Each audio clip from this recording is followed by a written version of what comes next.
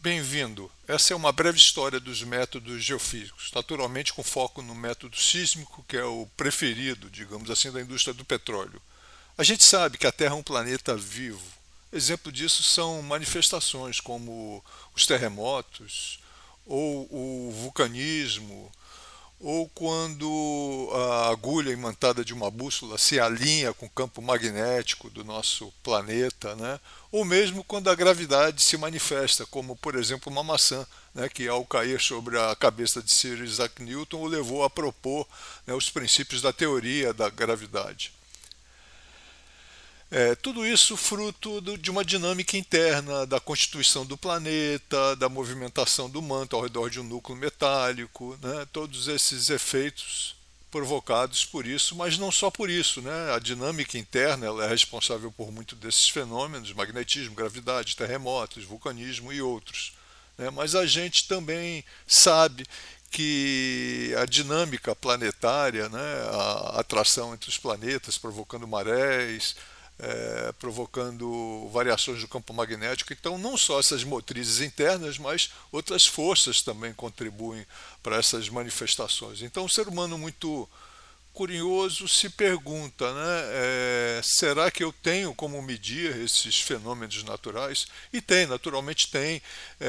Antes da era cristã, temos aí o exemplo de um primeiro sismógrafo encontrado na China, onde um eixo enterrado se movimentava conforme a Terra se movimentasse e empurrava uma bolinha que da boca de um dragão caía sobre a boca de um sapinho, né, um observador ao retornar ao local depois de algum tempo sabia que tinha passado lá algum movimento natural ocasionado por um terremoto. Ou então um pêndulo preso a uma pena sobre um papel sobre um tambor giratório, né, que conforme se movimentava aquele local onde esse aparato estava colocado, registrava assim, né, uma movimentação naquela posição, né, do planeta, associada certamente a um sismo.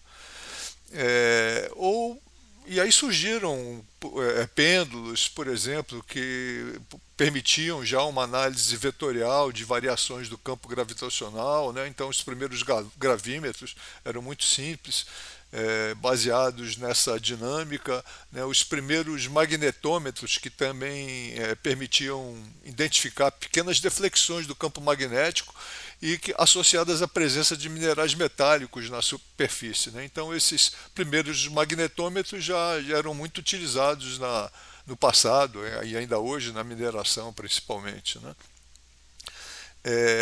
E assim surgiram, né, outras possibilidades e o ser humano se pergunta por que um terremoto gerado em um determinado ponto, um hipocentro no planeta, ele não chega com o mesmo tempo e a mesma intensidade em lugares que ficam equidistantes, né, daquele local onde foi gerado. Qual a razão para isso, para essas diferenças observadas? Então a gente precisa auscultar, né, o planeta, né? A gente precisa conseguir auscultar o planeta e identificar essas movimentações da crosta que tem uma intensidade e que tem também um tempo de chegada, um tempo de trânsito. E essas informações de amplitude de tempo de trânsito e outras características, naturalmente, são muito importantes, porque elas nos trazem informações da constituição interna do planeta. Então se começaram a construir os primeiros receptores, né? Esse é o primeiro geofone. Os receptores atuais, os geofones, hidrofones e nodes, são bem diferentes, né? Em cima, do lado esquerdo, a gente tem um geofone monocanal, um triaxial.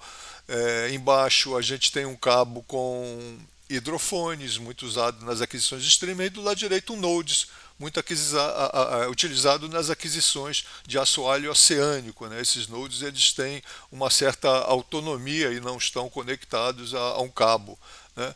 Então, novamente, nosso amigo muito curioso, né? Uma vez a gente tendo esses receptores, que bom, eu posso registrar, mas eu preciso esperar as manifestações espontâneas do planeta, um terremoto que seja, né, para poder. Eu não posso provocar né, um impacto, por exemplo, uma percussão, gerar energia acústica artificialmente, né, para que o seu retorno possa ser então registrado? E a resposta é sim, e surgiram então as primeiras fontes sísmicas, a fonte explosiva, né, que hoje já não é tão ambientalmente sustentável, os caminhões vibradores, os vibrossais, né, caminhões gigantescos que fazem vibrar uma sapata acoplada ao solo, né, ou mesmo as fontes percussivas, que são como bate-estacas, são pistoneados, né, por ar comprimido e jogam peso contra o solo, ou o nosso bem conhecido canhão de ar, o airgun, que é muito usado nas aquisições marinhas,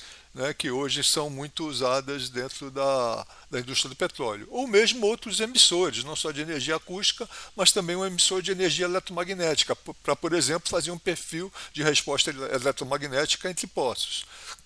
Então, não só esses, mas os perfis elétricos, eles também podem ser entendidos como perfis geofísicos na medida que eles fazem medidas espontâneas ao longo da trajetória de um poço ou induzidas, né, com a emissão de um feixe acústico ou com bombardeamento de raios gamas, enfim, há uma série de emissores de energia. Então, basicamente, para o método sísmico, agora falando especificamente do método sísmico, a gente precisa de três atores, três componentes principais, dos quais já falamos, né? Um emissor de energia acústica, por exemplo o airgun, os receptores, que são os hidrofones, né? Os nodes, e um sistema de registro, né? Que vai pegar e vai juntar todo essa informação para posteriormente ser processada, ser transformada e ser analisada.